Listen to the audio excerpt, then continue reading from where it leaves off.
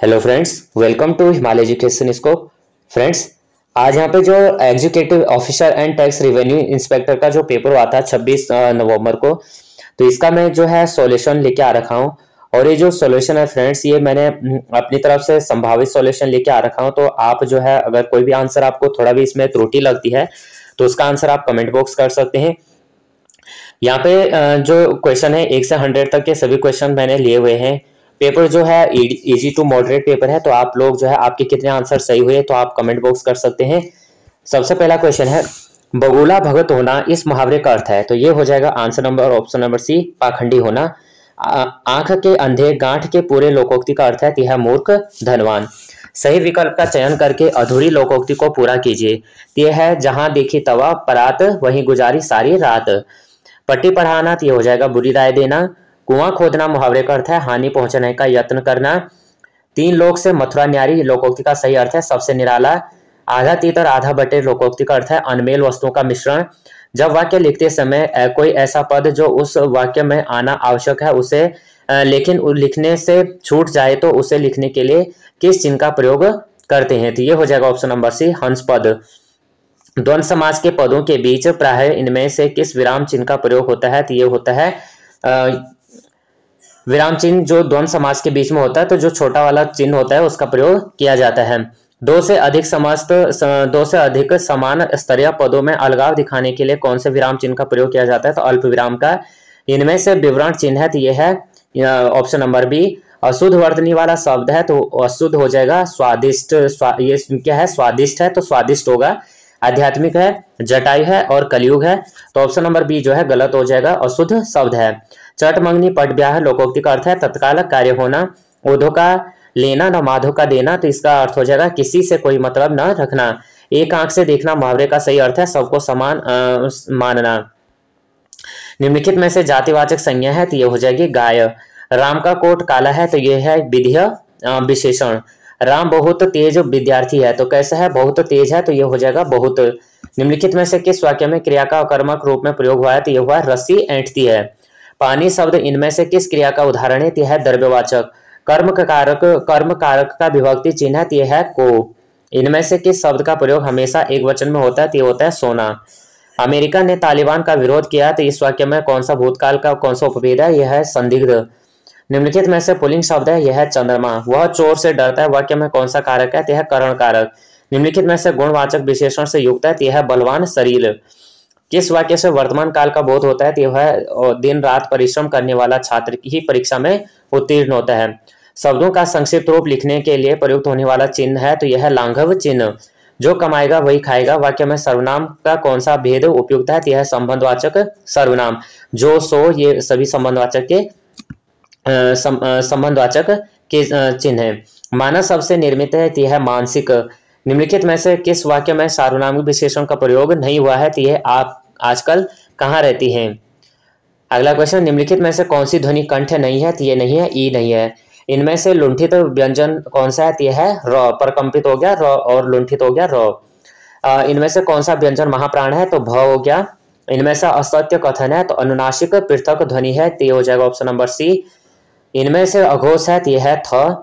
और इससे जो सघोष हो गया, अघोष हो गया, अल्पप्राण हो गया, महाप्राण हो गया, कंठ ध्वनि हो गया, ये सभी लुंठित हो गया, परकंपित हो गया। ये सभी ध्वनि जो इसका लेक्चर है मैंने ऑलरेडी यहाँ पे वीडियो जो है डाली हुई है, आप लोग देख सकते हैं। अगला यहाँ पे है, इनमें से किसका उच्चारण स्थल कंठोष्ठ है, तो यह है आओ।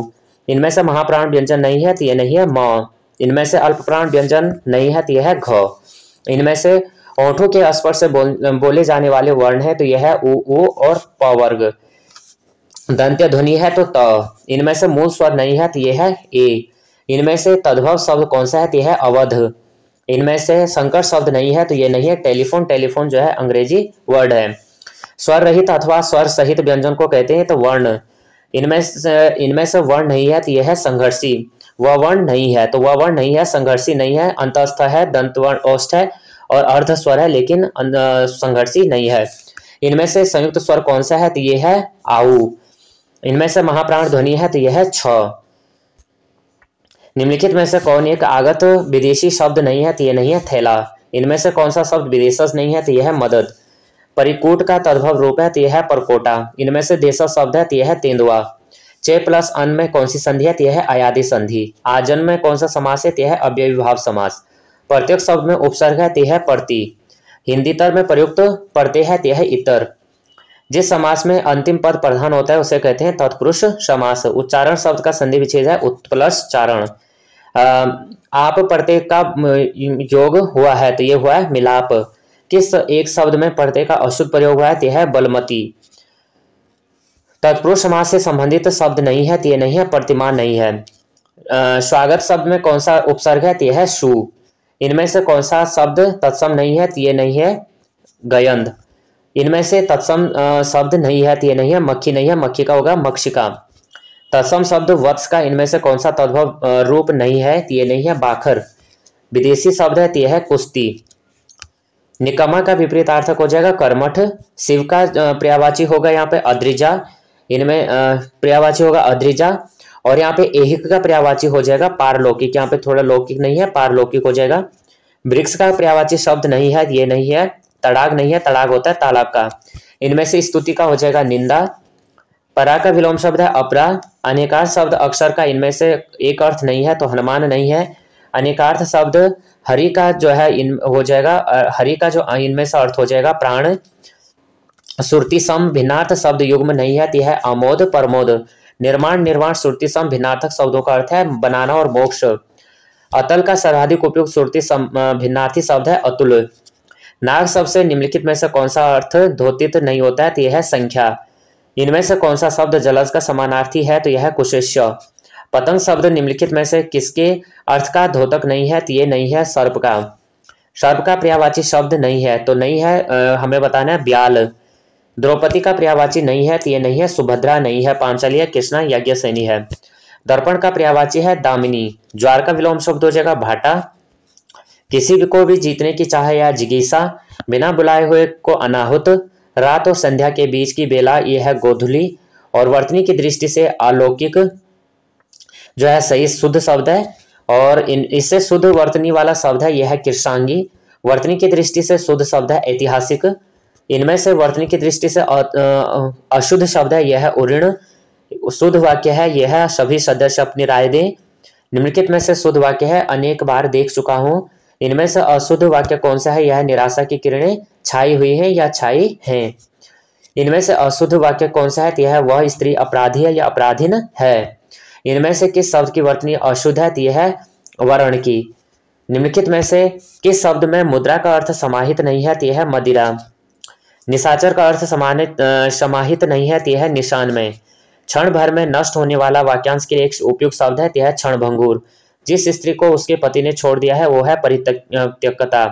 तो फ्रेंड्स ये जो है डी पेपर था, डी वाला पेपर था, डी सीरीज थी। तो आप देख सकते हैं आपके पास जो भी सीरीज है तो आप जो है क्वेश्चन को मैच कर सकते हैं। अगर आपको ये जो है क्वेश्चन थोड़ा भी हेल्पफुल लगते हैं तो प्लीज़ वीडियो को लाइक शेयर और सब्सक्राइब करना। आपके कितने आंसर बने वो आप कमेंट बॉक्स में बताना। और जो अगर कोई भी क्वेश्चन यहाँ पे त्रुटि रह रखी है तो नेक्स्ट वीडियो में जो है मैं उसको यहाँ पे सॉल्व करके लेके आऊँगा। तो जय हिंद, जय उत्तराखंड।